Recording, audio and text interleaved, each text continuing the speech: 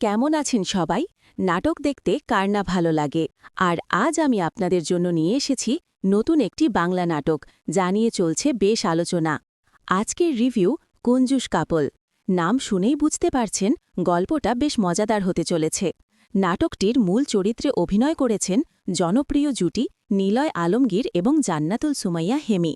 নাটকের লিঙ্ক ডেসক্রিপশনে দেওয়া আছে। চলুন দেরি না করে শুরু করা যাক নাটকটির বিশ্লেষণ।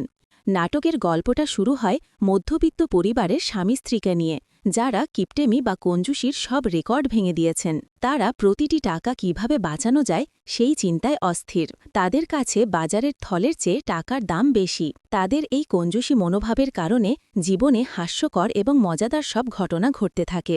এটি মূলত একটি কমেডি ধাঁচের নাটক, যেখানে দৈনন্দিন জীবনের ছোটখাটো বিষয় নিয়ে তাদের বাড়াবাড়ি রকমের কিপটেমি দেখানো হয়েছে। প্রথমেই আসি অভিনয়ে।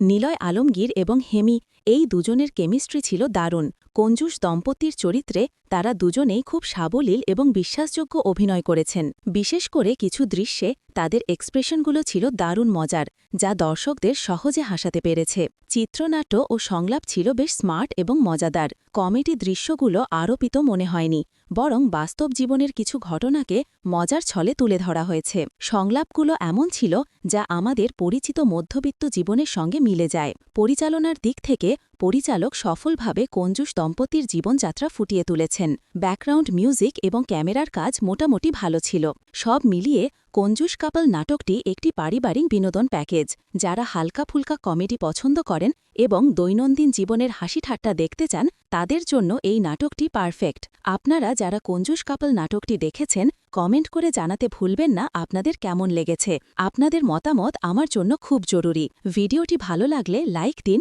বন্ধুদের সাথে শেয়ার করুন এবং এমন আরও বাংলা নাটক বা মুভির রিভিউ দেখতে আমার চ্যানেলটি সাবস্ক্রাইব করে পাশে থাকা বেল আইকনটি ক্লিক করে রাখুন। দেখা হবে পরের ভিডিওতে। ততক্ষণ ভালো থাকবেন। টাটা।